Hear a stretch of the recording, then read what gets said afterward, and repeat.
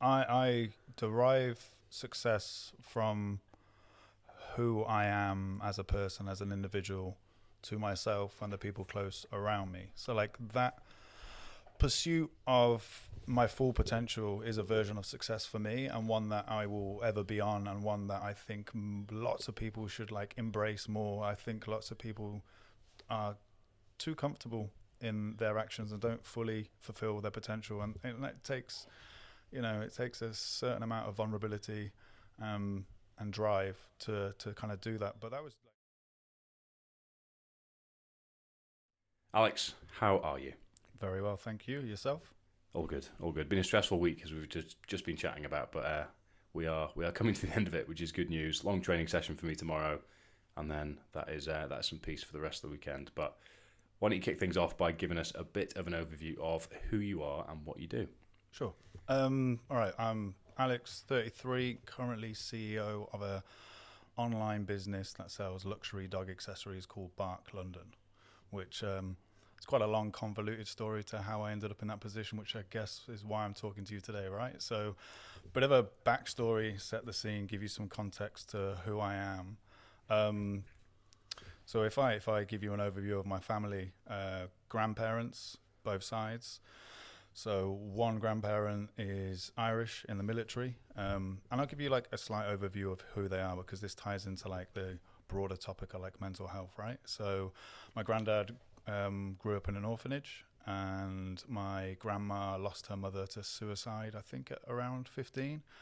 Both joined the army very young, found each other, stayed together 70 years, died within like a week or two of each other, which I think is like a beautiful, sad love story.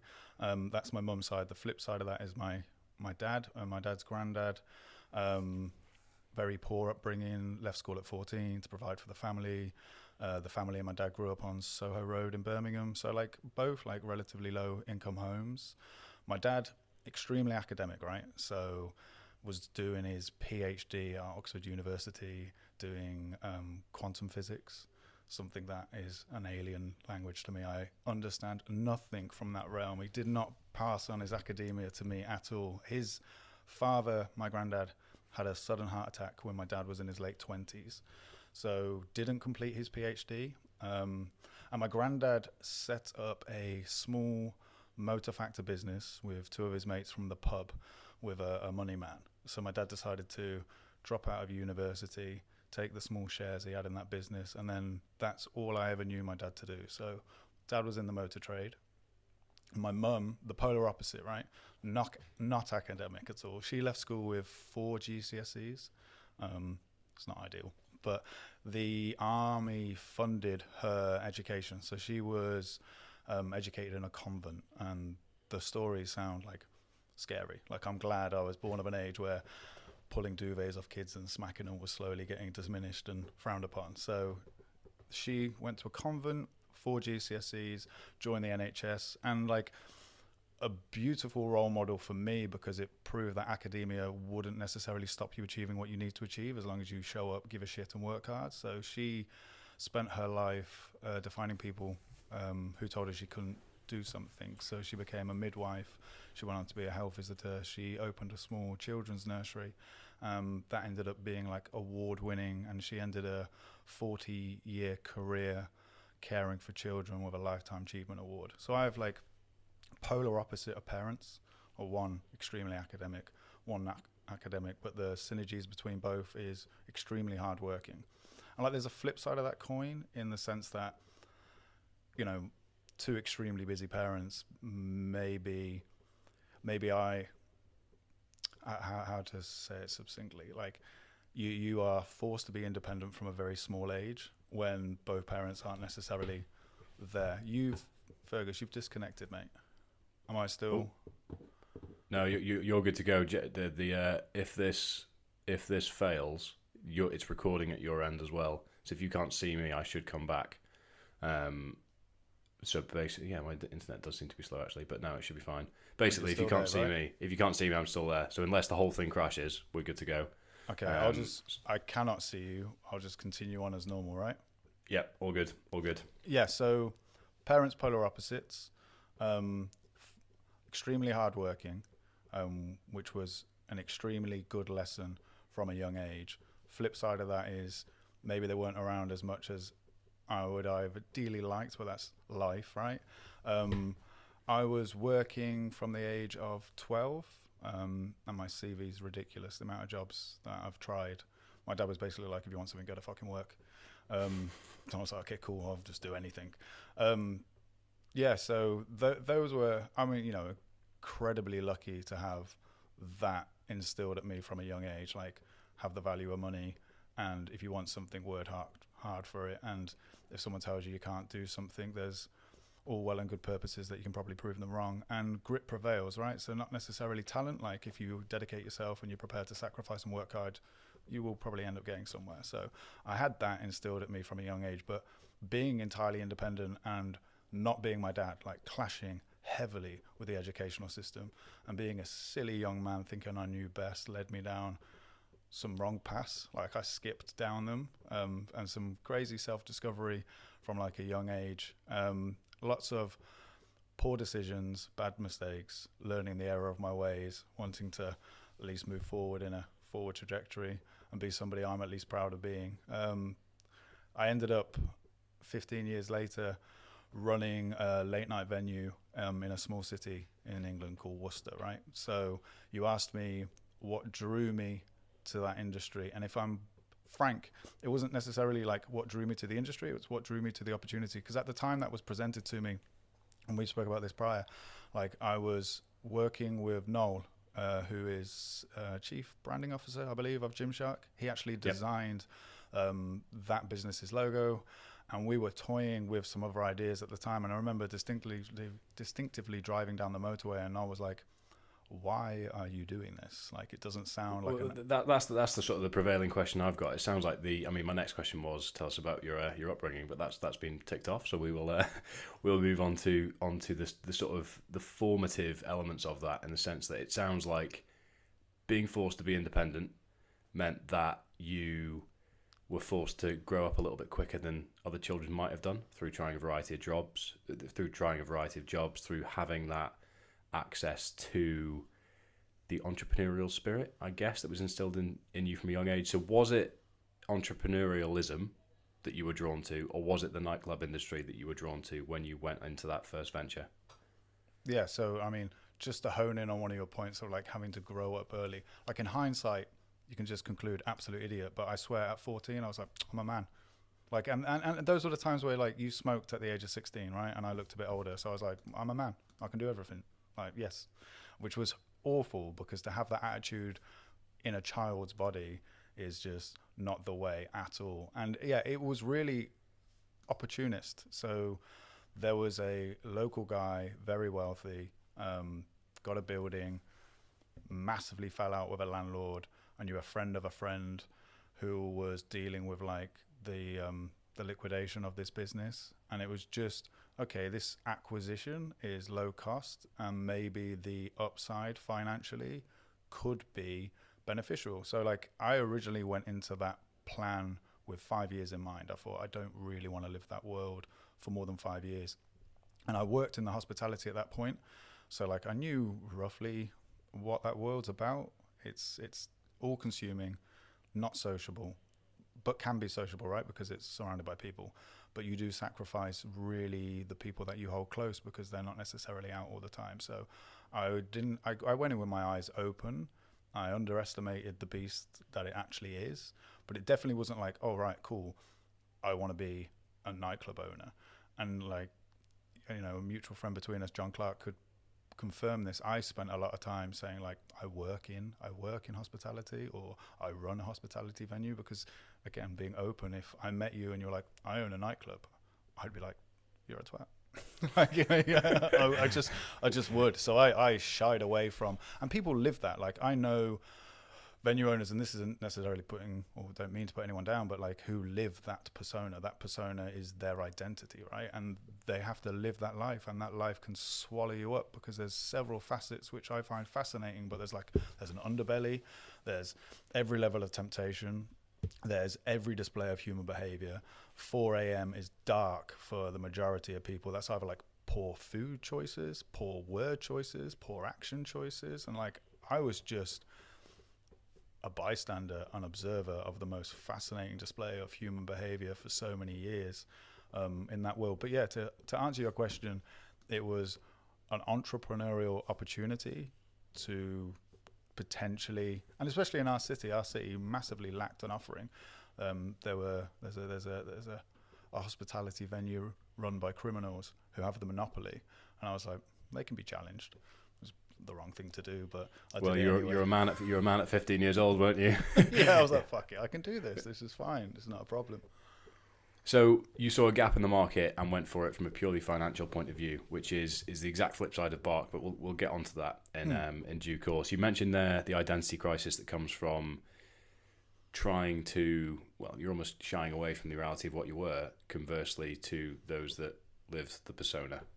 And we've spoken off camera before about a sort of identity crisis that comes from not doing the thing that is most fulfilling to you. So in those first 5 years, where you almost had that rude awakening of, oh, this is what it's like working in the hospitality trade at this level, how did you manage your sense of identity, and who would you classify yourself as at your core? I mean, that's a big question, right? Let's just highlight that as massive. And that takes some real inner work, to sit with yourself and really know yourself. That can be isolating.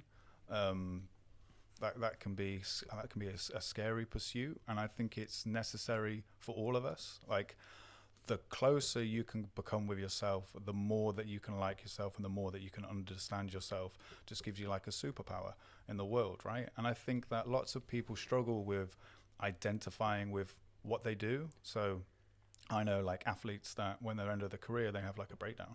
It's because they've identified with one thing, and that is their identity. So it's never something, and also like, who would want to identify with that position, right? Who would want to be the old guy in a nightclub? You look seedy, go home, have some children, relax, retire, just stop it.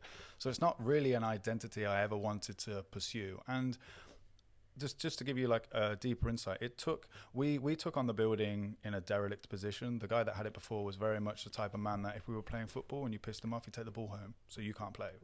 And so when he fell out with the landlord in a horrific style, he completely vandalized the building. So like, you imagine 12,000 square feet of commercial property, or like ring mains just like pulled off the wall and cut through. So you have no idea what wire goes where. It's much easier to rip it out and start again. And I was fortunate enough that most of my friends are in the trade. So it became like a family and friend project for 2 years. It was supposed to take 12 months. We underestimated the time hugely. And it was basically 24 months of politely falling out with everybody around. I would never recommend working as closely with friends and family as I did in that stressful environment. But the point I'm trying to make is, I was dressed just like any other tradesman. And I've been a labourer before in my many years in job hopping. And the difference how I was perceived and treated in a hard hat and high-vis jacket to the day it opened, where like I had to wear a suit as a uniform, was like chalk and cheese. Like, it was a real insight into how quick we are as human beings to judge, like not looked at or looked down on in one uniform, and then the next day like, look at this guy, who does he think he is? Just because I put on a fucking suit. Like, same guy, 24 hours difference, completely different. And that was really eye-opening, to be like, okay, now I'm perceived as this man. And it doesn't change who I am internally. Like, it's the same set of values, it's the same person, same trajectory, like, just want to grow, just having a human experience, like, and then perceived completely differently. So it wasn't necessarily like an identity crisis.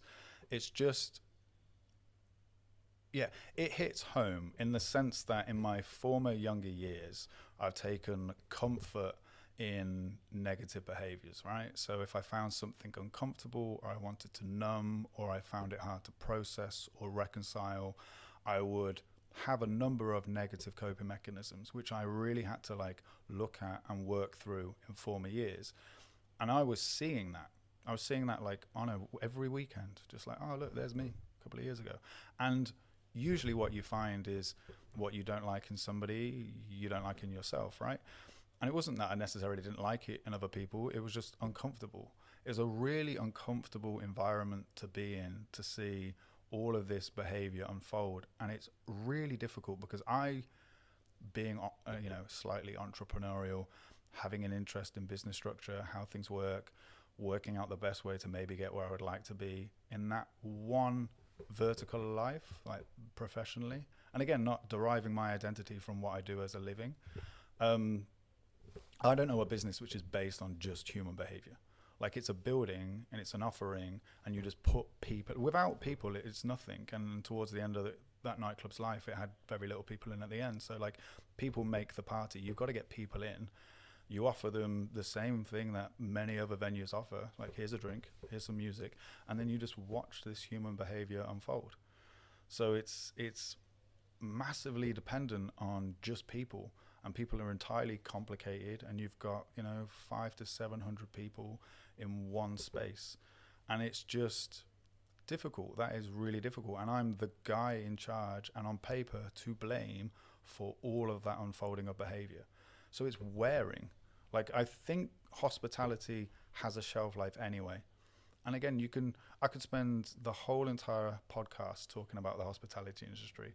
They say that, like, just trying to understand myself, my feelings, my emotions at different stages of my life better. There's been studies where, like, if you ingest like artificial light between the hours of 11 p.m. and 4 a.m., it can lead to mental health issues, right?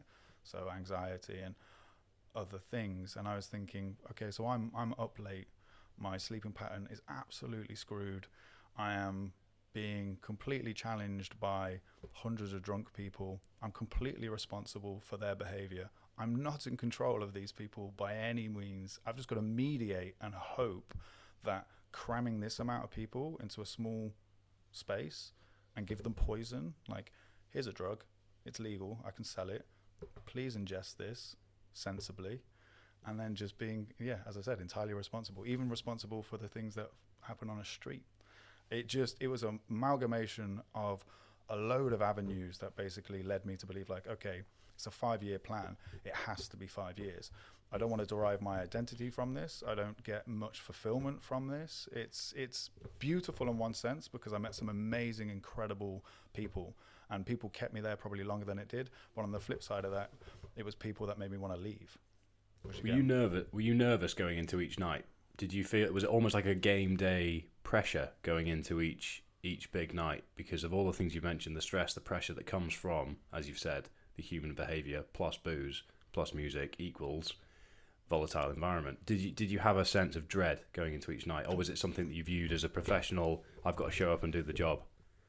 Both. I can't answer that in a straight way. And when it first opened, it was single scene, right? Just one floor, 400 capacity. Within 3 years, it was 2 floors, 800 capacity, right? So there's like this business. I'm nervous if anyone's going to turn up. Is it going to be a good night? Are people going to enjoy? And that really was like at the forefront of my mind all the time. But as time went on and it became a beast of volume, which the business model changed then, it's not about nurturing a single scene venue. It's about people through the door. It became a numbers game. Absolutely nervous, 100%. And every loud bang, you are going to assume the worst because, like, human behavior unfolds. I've said to you previously, and I just want to make this point, like, that experience leads me to believe if I put 400 people in WH Smith's and I plowed them with alcohol, I could guarantee there's going to be an issue. Like, I could guarantee it. I was playing the game commercially, right? I tried to just play my part in the local community and get involved with any initiatives. And there's a thing called Night Safe, which is basically like a pub watch scheme. So you mediate the crime associated with alcohol in the local community. So I worked my way up to vice president. It was like never paid. You information shared with the police. So anything that happened that was alcohol related, that report we'd get to vet, and we would either ban or issue a letter of warning. What was really amazing for me is just the sheer volume of problems that derive from alcohol and the behavior on alcohol. Like, a hotspot in my city is McDonald's. Like, if a place needs to get shut down due to violence, it's Mackey's. They don't even serve alcohol. It's just where all the humans end up at like 5 a.m. And it's really like it's an interesting and sad and awful read. But there's a much deeper narrative, right? We live in today's world, in our culture, and our cohort of people, which is like the most depressed, medicated, overweight, unhappy cohort in history.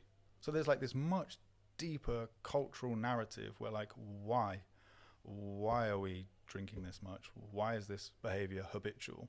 Why is it accepted? Secondly, why the fuck am I to blame for all of that? You know, so it is much deeper than what I saw. But yeah, absolutely, there were moments of dread. You know, you never really want to see anybody get hurt, but it got to the point where it was like, okay, this has happened again. It's normal. And it happened across the road, and it happened down the street, and she's drank too much, and he's done this, and she's done that. And I just thought, there is far more to life than trying to earn a living from these hours. I'll let someone else take that gig all day long. And when did that realization start to take you towards the next phase of your life, which really, I believe, kicked off with something we both have in common, which is a French bulldog being the turning point and the catalyst for a better future? Yeah, so why don't you just tell us about that, where it all began and how it's evolved into something truly beautiful, really? First of all, I'd like to say, like, I had to fight for that dog. Like, my parents flat out were like, when you live here, you're not having a dog. I was like, why? And especially when I chose my dog, I was like, oh, what do you think? They were like, it looks like a gremlin. I was like, thank you. Yeah. A handsome gremlin, though, isn't he? Yeah, I was like, come on. I mean, Arch was 10 when he passed away, so we are going back like 11 and a bit years. I think these were like really early days of Instagram as well. Like, French Bulldogs boomed in popularity, and in my head, like, rightly so, because they're incredible characters, right? And I don't want to touch on like the whole health issues and ethically breeding, which I'm a massive advocate for. But this was like learning about that breed through social media. Just like genuinely thought that I'm going to live in a 1-bed flat, need a small dog, like bull breeds, they're big personalities, it will be ideal. And I just had to battle my way with my parents. And then they eventually were like, okay, you're moving out soon, so you can buy one. So I saved, because they're not the cheapest things in the world. Toilet trained it at theirs when I still lived there, because I had a garden, and then hopscotched my way into a 1-bed flat in the city centre on the next venture with me and my dog in arms. And I think and okay, honestly, that was probably the most consistent level of love that I've experienced at that point, just like unconditional every day. And that was really beneficial, which I'm sure we'll touch on a little later. But going home from an environment which is always slightly uncomfortable, which again, you can derive enjoyment and fulfillment from, but always slightly uncomfortable. Going home to my dog, it's kind of like, oh, something's got to give. And there must have been a light bulb moment, but look, you can summarize it by saying, like, drunk people are difficult. Drunk people are really hard. Dogs are great. Didn't take it easy. Well, depending on the dog. Yeah, my French is pretty easy, which is obviously a blessing. But it's simplicity, isn't it? More than anything else, it's the simplicity of this dog loves me unconditionally, no questions asked. You're in through the door, and whatever's gone on, there he is. That's a feeling that I can empathise with an awful lot, and it's actually coming up to just shy of 6 years since I got the pig dog. Odie, as he's known by the government. Well, Odysseus, as he's known by the government formally. And yeah, I know exactly what you mean. It's the decompression of stress that comes from their existence. I don't even want to say the noises they make, the smile, the fact that Frenchies fart all the time, all the little mannerisms. It's just their presence is very, very calming in a real simple way, isn't it? I think like interhuman relationships are difficult, right? And that's either with your family, your parents, your siblings, your significant other, your friends. Like, they all require work. The healthier you are as an individual, the healthier the relationships around you are going to be. And it all requires like inner work, outer work. And they're complex, right? Because we are extremely complex human beings. But when it comes to like that relationship with that dog, like, there's no judgment. I'm not getting gaslit by my dog. Like, he's just genuinely hungry. He wants to share my food, you know? Like, if I don't take him out, he's going to piss on the carpet. And I found that a beautiful piece of like mental break from my life in several areas. I think having that like forced, you got to take me outside, you got to take me for a walk, here's half an hour for myself, try not to overthink and put the world to right. And they have a credible, for me anyway, from my experience, they have a credible way of like grounding me, bringing me to like that present moment. You know, like, oh, shit, no, don't do this. Or please don't chew that. So, yeah, I find the relationship with a dog in many ways, a beautiful, simple one, which is a great addition to my life, which is entirely hectic. And what stage was it when you started to realise you couldn't take much more of the nightlife industry, and you started to actually transition into a passion that I assume had been developing alongside it through Arch over several years? And when did that lead to the creation of your current business, Barc London? So if you want to talk commercially, right, about that as a business, like the way to earn a good living, from my opinion, through my 7 years in that industry in terms of operating, would be multiple outlets. One was a headache. I don't want 2, 3 or 4. Maybe being detached and being ahead of a group, I might have enjoyed more, but then it's a numbers game, not an operational game. Or you have a single scene venue in a city that is a party city, right? So like Blackpool, Brighton, multiple nights. So you can have like 5 nights of earning, not just the weekend. Do I want 5 times the headache? No. So it was quickly obvious to me that there's a ceiling limit to the earning capacity from that business. And it's not one that fundamentally I got fulfillment or enjoyment from. I got more enjoyment from overcoming obstacles and building a team and being in and amongst my own team than I did from genuinely running that as a business. Having a relationship with my dog obviously leads you down a wonderful array of paths, like pet stores. And pet stores for me were like, this is crap. Like they still are, largely, aren't they? But like they're just garish and wasn't really to my taste. And again, like being explicitly aware that we live in a very, very aesthetic driven, well thought through world. Like people are choosing and taking time creating Pinterest boards because they're going to decorate the kids' nursery a certain way, and they have color palettes in mind, and they go off, and it's, that whole like creative element of interiors is really exciting. And you do the same with your clothes. It's like an expression of your personality, and you want to choose things that reflect you. And then I go into pet store and I'm like, fuck is this? Like it's a chicken. It's a fake bit of steak. I'm like, this. I'm not throwing that on the floor. And it was just like, I thought, Arch, we can do better than this. Like, well, let's create some cool stuff. And it was just, again, just like, I thought, not many people are doing that. I can do that. Let's do that. That'd be fun. And it just genuinely started as a passion project. I had no idea how to run an online store at all. I just had an idea, a genuine relationship with my dog.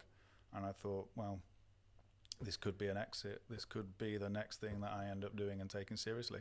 And I ran them in tandem for a while, and I bit off probably too much. I can't spin that many plates at once. I've got to be all or nothing. So that world slowly consumed me, the dog world. It's quite, I'd much rather spend time with my dog than be up at 4 a.m. listening to someone drunk, taking no accountability for their behavior whatsoever. They're the most irrational human beings I've ever come across. It's not a comparison I've ever had to make, but I think I can agree with you there on that. I think everyone should, by the way. I think everyone needs to spend more time sober with drunk people and then go home to their dog, because everyone would draw the same conclusion. Like, it sounds like a simple one, doesn't it? But it's. I mean, I view dogs as an extension of us in many ways. We could go down a very profound, poetic rabbit hole here, I'm sure, but I think we'll avoid that for the sake of not boring people. But it sounds like the extension of you in the form of Arch. He became another form of expression, and also having a friendship of my own, they have their own expression as animals, don't they? So the creation of Barc, but I've known about Barc for coming up to 4 years ish, just because it drew me to the simplicity and style of it as, oh, here's actually something that isn't strangely colourful and almost like it's for children. And because we view dogs as part of the family, they kind of deserve the attention that you start to give them. And I think the key for you, and the key for what's ultimately been a life-changing experience for me, is starting things as a passion project that have then accidentally become the main business, the way we live our lives, is a really fantastic way for things to unfold, because it means that you get to the point where you're enjoying the process as well as the output.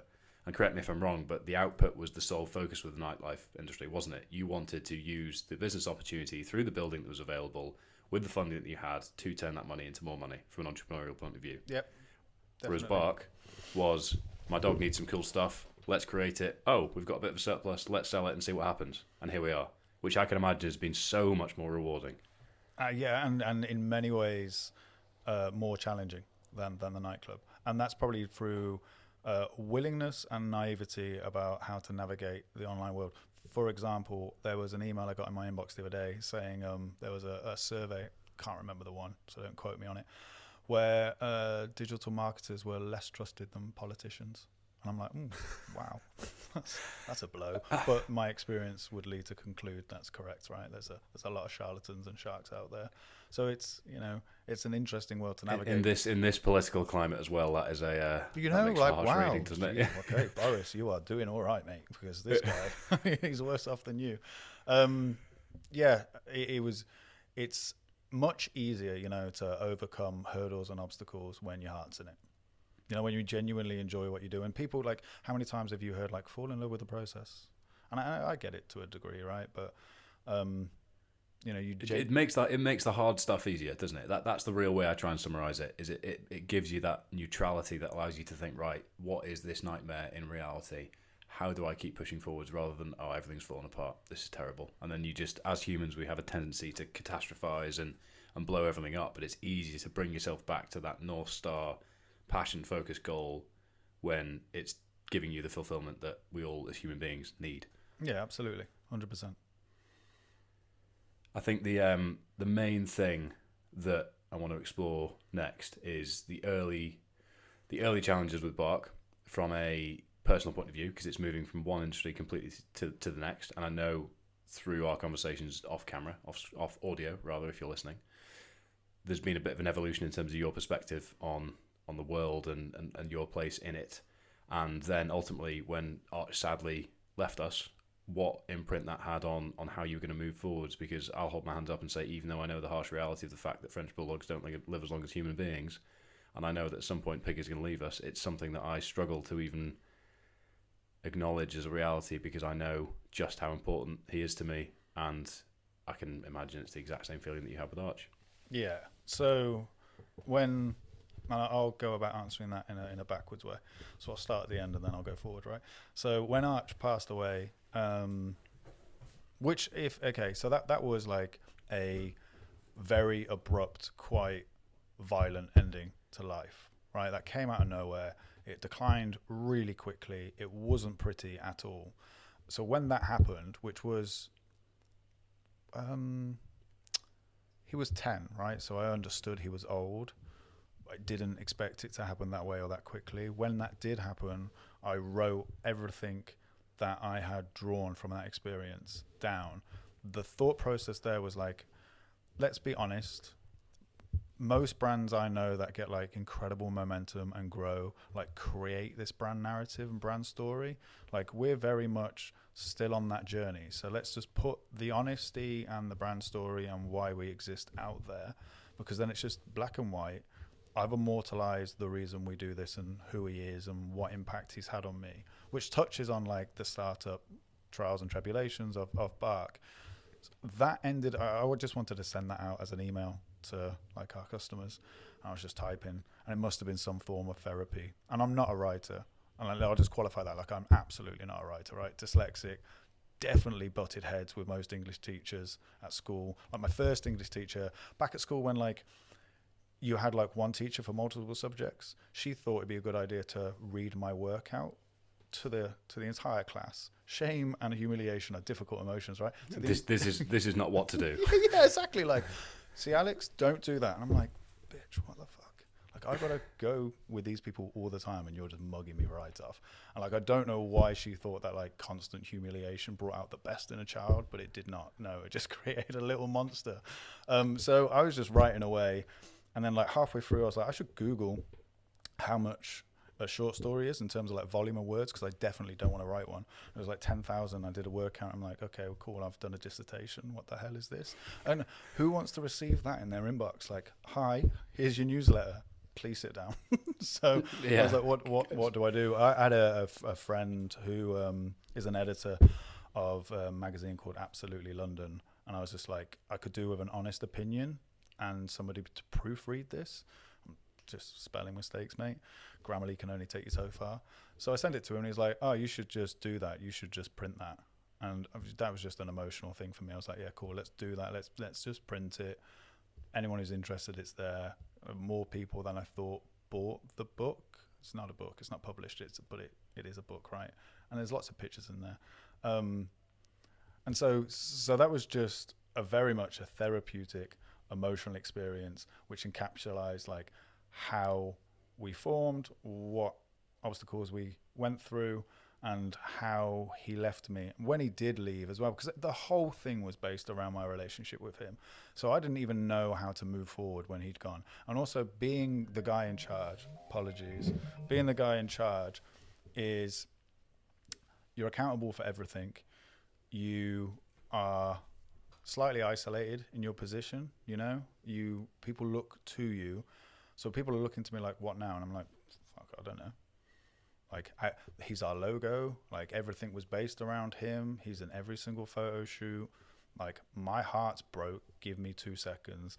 I'll try and, figure things out, get some composure and get back to you. So it was really, really tough. And I mean, so he sparked the idea, obviously. And it was just basically me trying to create some cool stuff to my dog. Being slightly entrepreneurial, you've got to research the market you're going into. Massive market, right? And we launched in 2017. The idea was floating around at like 2015, and it took a minute for me to work out what I was doing. No idea what I was doing on the internet. I knew how to navigate the forward-facing like Google, Facebook, Instagram, but you asked me to code something, it's like reading a foreign language. I got no idea. I think kids learn coding at school now. I think they do. Yeah, I've heard several people say you're missing out if you aren't learning code in this day and age, which is unfathomable to me, because it quite literally is a foreign language in many ways, isn't it? So I'm not building a website anytime soon, and I'm just personally interested in like backstories and how someone does something and why that exists and what's your reason for doing it. So there was a guy I followed and a brand he ran, and it sold watches, small product portfolio, did incredibly well. Great marketing, standalone stores in London, New York. And I thought, cool, right? So who is your team? Who is the team behind you that brought that to life? Came across a luxury branding agency in London. Huge clients like Jimmy Choo, Fiorucci, Bamford Luxury, Bugatti, just Sunseeker yachts, like big luxury brands. And I was like, okay, you should know what you're doing. I pitched to them the idea, and they came back with like some silly astronomical figures. And I was like, talking to the wrong guy. If you can knock a 0 off, maybe. And long story cut really short, they ended up having 20% equity, and I moved forward with them, learning as I went. So I would like lock up the late night venue at like 4:30 a.m. and I'd be on a train at 6 down to London, trying to learn everything I can at like a learning lunch where people are talking in acronyms and just, again, a language that anyone who's in the online space knows off by heart, knows exactly what everyone is talking about. But you enter that world as a complete novice, you're like, I don't think being awake for 24 hours is the best setup to digest and understand this information, so I'll just write it down and try my hardest. But it took, again, spinning 2 plates longer than what it should have, but it took me 18 months to realize we're not going anywhere fast at all, and there were just like fundamental errors in the work. And doing due diligence after the event rather than prior was an amateur mistake. Like, I quickly learned that other people have had the same experience with me, and maybe if I would have known that at the beginning, I might not have gone down that path. But that's hindsight, right? And so, like, little things like I was designing the first range of toys, and I was trying to turn the logo into a toy, and I was trying to direct a 3D designer into what I was trying to do, and I was just like typed in bulldog silhouette into Google, and up came my logo, first page, like Google first page, and I paid a London fee for that. And I'm thinking, if you call yourself a designer by dragging off an image off Google Images and typing the word I've told you under it, then I am also a designer. Like, I will update my LinkedIn now. So it was awful. Like I just had my pants down, to be honest with you. And so that was like commercial divorce, really not the nicest. I was held to ransom. It's cutthroat. It was really cutthroat. I really did not like how they treated me as an individual or as a client. Like I would never recommend them. I wouldn't personally treat anybody like that myself. But it's business, right? And so I went on my own through that website, which was custom built based off WooCommerce in the bin, jumped onto Shopify and started to get traction, like as a complete, well, not a novice at that point, probably like 1.5 to 2 years in. And then it's gained momentum ever since. And the more we grow, the more problems that we faced, the more costs that I've onboarded. And it's become my full time. I think I've been full time in it now just over 2 years. We've been going just over 4. We're in Harvey Nichols. We're in talks with some other luxury stores, which I won't name drop yet until we actually secure them. So future's looking positive. Oh, at the point where we broke up as well, I found my logo on Google Images, which the screenshots are in the book if anyone's doubting that actually happened. We changed the image to Arch. So yeah, he's immortalized, isn't he? Yeah, exactly. He is the beginning of the brand, the middle of the brand, and the end of the brand. However far it goes, which is an amazing thing, really. So we've spoken about one little man in your life that improved it for the better. But what happened when the second little man came along? How did all the experiences that you've covered for us today inform your 1, expectations, and then 2, reality as a father? Yeah, big. I mean, Jesus. Well, a lot of my friends are dads, right? And I was definitely the guy at get-togethers where they're like, "Do you want to hold the kid?" And I was like, "Yeah, no, that's yours. I'm good. Like I'm all right, thanks." I didn't really get the like, "Look at my baby pictures," and I'm like, "Oh yeah, cool, it's a baby." And obviously, like my mum had a children's nursery, so like I spent a lot of time in and around kids, and it is instantly life changing. Yeah, and I believe in the timing of the universe. I think any sooner I wouldn't have been ready. I think by the time I was 30, I was like, cool, I've walked in every man's shoes I don't want to be. I understand what is required to get to somewhere where I do want to be. So at least now, through trial and error, I feel as though I'm ready to best guide and gently point in the direction, a new life. But yeah, instantly life-changing. And I mean, I say it to her face, so I don't think my partner will mind me saying this publicly, but she was pregnant during lockdown, so I was literally locked in with the most unrational, unreasonable human being on existence, with this like beautiful capacity to go, I've really got to let this go. It's just hormones, it's just pregnancy. I cannot and will not challenge anything, but there's nowhere to go. Like I can, again, we were in like a 1-bed flat this time, like cool, I'll go to the bathroom for some time out, So it was really like and a beautiful journey, like all admiration to any woman who goes through that, because it's not for me. That is mad to watch actual life grow and to see what somebody goes through. I'm like, cool, right? We can't do that. Men can't do that. Like, we moan a lot, but that is different. That is a different level of sacrifice and pain. And there's beauty in it, but it does not look comfortable by any stretch of the imagination. So the whole thing, and I was front row for like the pregnancy, and it was tough. And the birth was tough. She went through a lot, and it was not easy. And at one point, like, doctors were rushing in and heart rates were dropping, and like suddenly there was like 3 or 4 people in the room, and I was lucky enough to be in there even during like COVID, where like people were getting sent home. Like my mate had a kid and like was not allowed in, and for some strange reason, I don't know if it was timing, but we were still definitely in the mix of COVID. It was July 13 last year when he came. And also like there was a scan, so we had quite a few scans towards the end, and there was a scan where the nurse was just like, there's her knee or his. I was like, bitch, you've just ruined that for me. Like, I'm having a girl, fine. And I was getting my head around like having a girl, and then like we had a gender reveal, and like it was blue, and I was like, oh, right, thank God.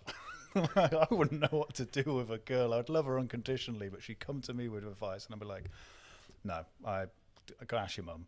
At least with a boy, I've got a much better chance of being able to guide him, you know. And again, like walking in every man's shoes, I don't want to be like understanding toxic masculine traits. Like, don't just hide and sit on your emotions. That is not the best. That doesn't show strength in any way, shape, or form. So, you know, it's exciting. Nerve-wracking comes naturally. I think I was in shock for a while, and also like at the beginning, like you are a spare part, like, oh, that's attached to you, it's dependent on you, it won't survive really if you don't feed that. So like it was new and it was different, but yeah, it just changes your perspective. It's suddenly not about you at all in any way, shape, or form, and that's like twofold, right? So that comes with like more drive. Like I would like to do X, Y, and Z and be able to provide and give my child the best opportunity possible, right? And that comes with like, oh, the flip side of that is pressure. Like, oh, okay, now you. Well, that was my next question really for you, because you, I think you won't mind me saying, you seem like somebody that puts a lot of pressure on yourself to succeed in whatever your definition of that is. Has that perspective and that definition of success changed now that you are a father? I feel like my definition of success constantly changes, and it's something that I'll like constantly challenge. I never want to be somebody who derives their value from a monetary figure, and I don't value people based on that number either, right? So that's not my version of success. And again, that's ever changing. And yeah, I probably wrongly put a lot of pressure on myself, and we've talked about this off mic. Horrific negative self-talk, like the worst critic in the world is myself, right? So it does put more pressure on me. It challenges the narrative in the way that I talk to myself, and I still don't think I could articulate like exactly what my version of success is. And there obviously is a definite like element of entrepreneurship where like, okay, you are striving for some form of financial freedom. So that still is a goal. Like put it this way, right? So entrepreneurship is kind of like a game, right? It's your chosen profession. So if your chosen profession was a footballer and you were a striker, you might be graded or rated on how many goals you score, right? Mine just happens to be entrepreneurship, but that's a really tricky topic. Like money's a tricky topic, right? And it gets political, and you don't really want to just derive success from that figure, but it's hard not to. The people that people look up to in like the business world are people with like real noughts around their name, and then there's like are they happy? Well, I was going to say there's the question. psychological. There's the element of like, I know philosophers who say like most entrepreneurs are like deranged somehow, and there's some real driving force behind for why, and you can say that with a lot of powerful individuals. So, and no, I can categorically say I've spent enough time in my last job talking to people. The maybe one of the benefits about alcohol is it kind of like, you know, gives you some social lubrication for being explicitly honest. Like it breaks down some barriers when you've had a few drinks. So I've had some like explicit insights into some really, really wealthy people's life. I'm absolutely not happy. Like 100%. In actual fact, that is probably like the biggest problem for them is having that. Like, is someone close to you for those reasons? Have you started that relationship because someone's trying to gain? Like people have lost relationships and children, and like it's all consuming, as most selfish pursuits are. So you've got to find this balance of being like present and around, which obviously now like I really want to. Like there's a child, like why would I not want to be at home? So how am I going to find this like work-life balance? How's my partner going to cope when I carry work with me on my shoulders, sometimes willingly at the most inappropriate hours, like it's Sunday and she's like, hi, would you like to join us at the fucking table? And I'm like, oh yeah, shit, sorry. Okay, hi, I'm here. So it's going to be a real tightrope to walk, right? Yeah, and no, I don't think money buys you happiness. And as I said, that just happens to be like the pursuit, the drive here. It's going to be, yeah, it's going to be interesting to see how that unfolds. And he's only 9 months, so it's like slowly showing signs of attitude in his facial expressions, but not followed by words. I cannot wait until my son learns the word no. I'll do it on my own. I hope he's nothing like me in some degree. I was a challenge at times. God bless my parents. Well, we all see reflections of ourselves, and I see reflections of myself and my father, and I'm sure as much as he dislikes that is the sad reality sometimes. So it's a reality that you may soon have to face. But I am childless, so I won't to jump to too many hypothetical conclusions at this stage. But with that discussion on success and with the sort of musings that you've had as a result of the experiences you've had, the accelerated independence and growth that I think probably came to you at a younger age than most, due to throwing yourself straight into such a demanding environment, and the lessons that you've learned have come probably quicker, in the same way that I sort of view my self-awareness as informed sooner than it would be in normal circumstances, because my suicide attempt and the experience around that has obviously calibrated me in a way that means I'm much more aware of what is good for me and what is bad for me, and actually take action upon that. But what is growth for you, and what is growth for Barc in terms of marrying those two things together? What does the future look like, and where do you want to have an impact? So, your earlier question on what does success look like. So I derive success from who I am as a person, as an individual, to myself and the people close around me. So like that pursuit of my full potential is a version of success for me, and one that I will ever be on, and one that I think lots of people should like embrace more. I think lots of people are too comfortable in their actions and don't fully fulfill their potential, and it takes a certain amount of vulnerability and drive to kind of do that. But that was like really driven from just too many mistakes as a child, and ending up in like too many environments which weren't good for me, or not being able to process, or not be able to reconcile for why I feel like this, or why I am that way. Why was my emotional reaction anger? Why is it frustration? If there was like any insecure situations, why am I trying to control the outcome? And that can really like spiral into a load of facets of life. So like, I think my journey for kind of like self-progression and growth started in my early 20s. Like I quickly identified that there's either people in my social circle or people I'm close to taking like really wrong turns that have like detrimental lifelong effects.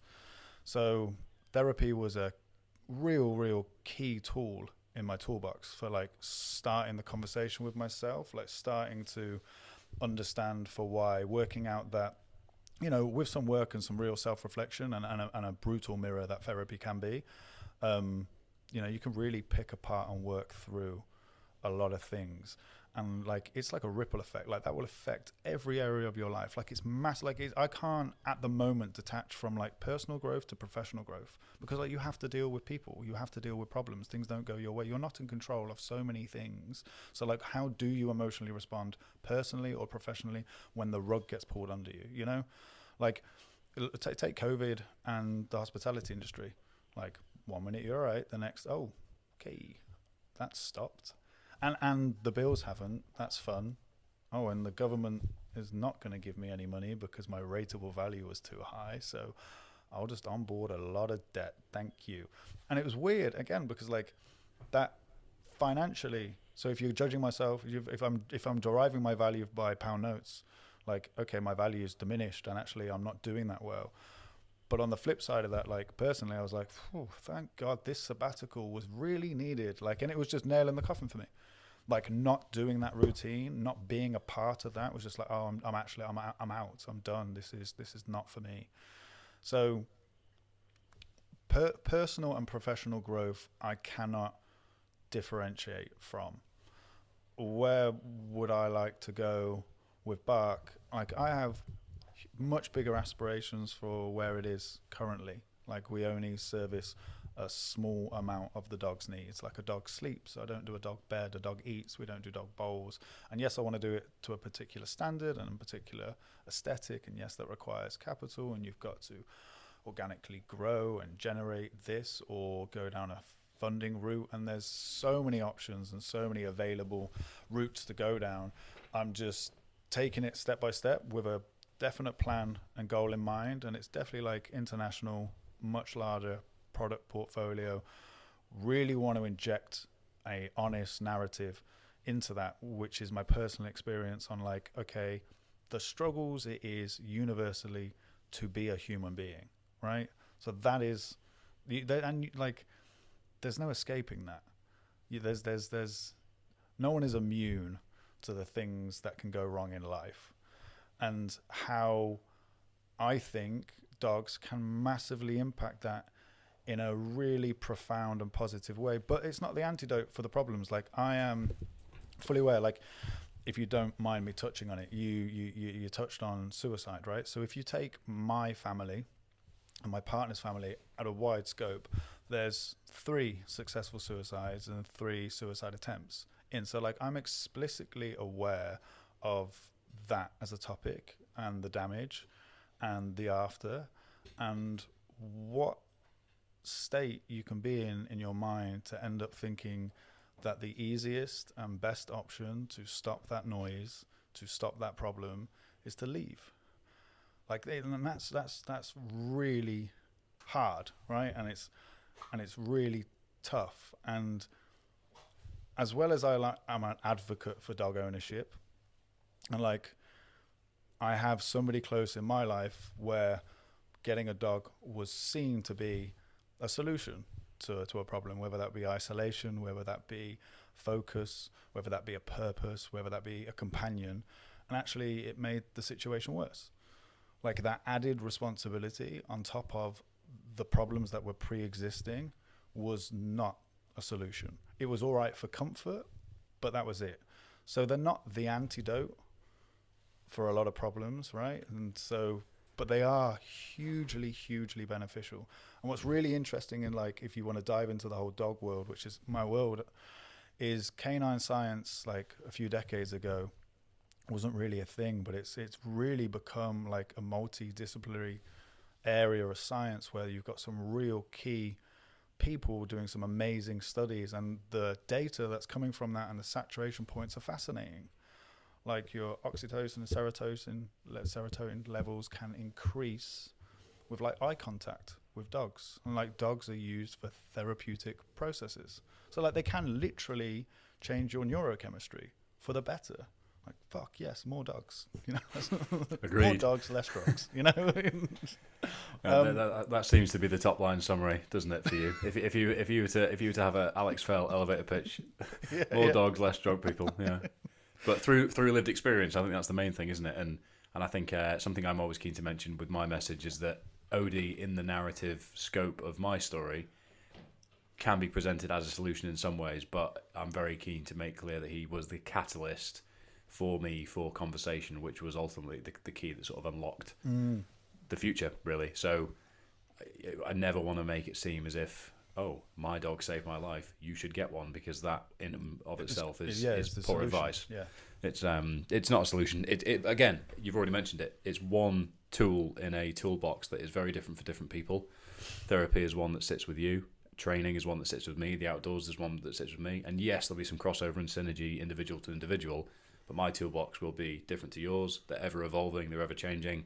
I think the key message here is that you've gone through a very, very aggressive, demanding, high-pressure journey as a human being that just so happens to be an entrepreneur. And I think your perception of yourself and your understanding of entrepreneurship and where you fit into it has been informed by the tools that you've generated as a result of that relationship with Arch, and you're going to carry those forward through the brand, through yourself. And I'm hoping that aside from the book itself, this is an interesting scope and look into that broader narrative that you want to put out through the brand from a human perspective, because ultimately that's what it is. I don't want to say dogs serve humans.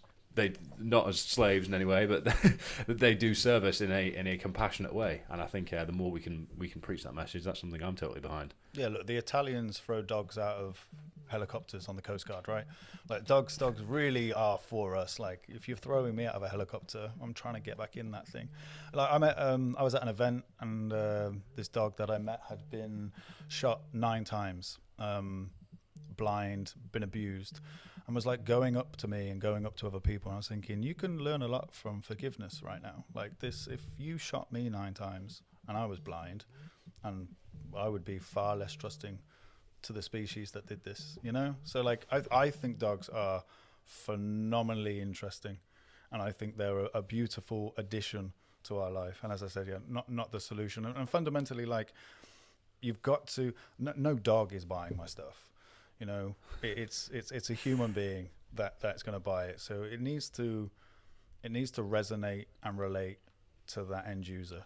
And I think that just being honest in the approach on a deeper narrative. And I know me and you have talked about like Mental Health Awareness Week, and this year it's based on loneliness, right? And I, again, don't believe dogs are the antidote for that, but you know, there's been surveys where 95% of all dog ownership said the reason that they bought one's companionship. So that is the antidote to loneliness.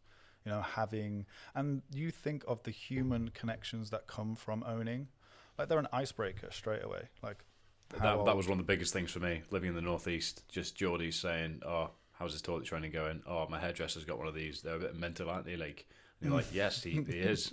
He is. But for me, it wasn't psychoanalysis. It was just, oh, I'm talking to people again. Isn't that nice? And then that was one step. The next step was having that again the same day. The next step was then maybe starting a conversation myself. And then the day after that, it was starting a conversation with somebody I hadn't spoken to in a while. And the day after that, maybe it was actually acknowledging that I wasn't feeling all that good in the first place. And I could then start to take the necessary steps to get better. So that's why I'm always keen to make clear that OD was a catalyst for me, not the solution. He was a pathway to the solution rather than the solution itself. And that's why I'm so bought into the brand as a customer, because I think it really does neatly summarize the fact that the dogs are extensions of their owners. And for so many of us, as you've highlighted, the dogs represent companionship, safety, love. And a lot of people might not speak about it as openly as you and I will, but dogs are integral to some people's happiness, and which is a fantastic thing. But it's knowing where we go with that, and where we prescribe the mental health benefits of it without it seeming like a solution is something that I'm very glad that we've touched upon in the detail that we have. As I don't want emails saying, "I've gone and bought myself a dog. Why is he shitting in the kitchen? This is all your fault."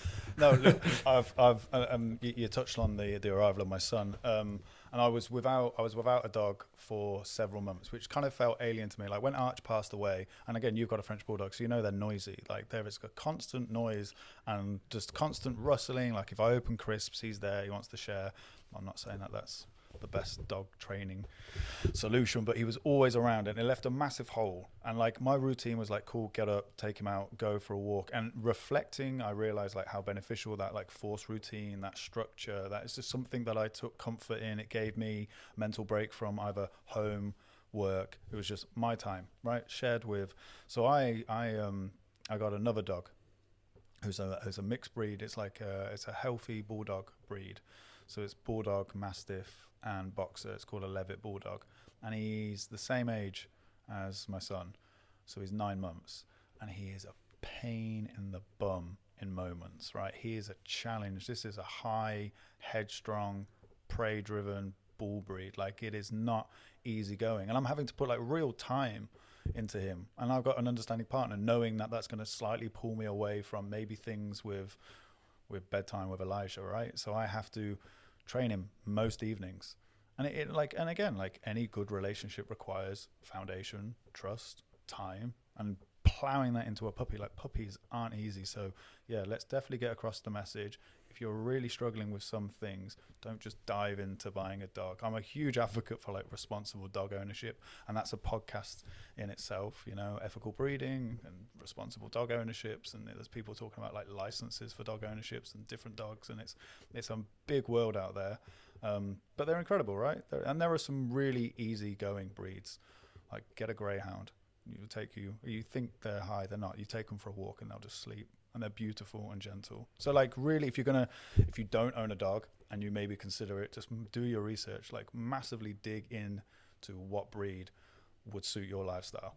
Because, I've heard horror stories of people just giving away dogs, and there's a real crisis in the UK and the rest of the world for like strays, and dogs just unfortunately getting, killed as the solution, which is real sad. Use your brain, do your research. It applies to most things, but I think when there's another sentient being that plays such a part in the Western world, I think it applies now more than ever. But Alex, thank you very much for an honest and open insight into what has been a very varied and fast-paced lifestyle, one which has calibrated itself in many ways, and I know we've got a lot of synergy on. So thank you very much for sharing all that, and I hope others can take some elements away from that. So thank you again for coming on. Thank you very much for having me. It's good to talk to you as always.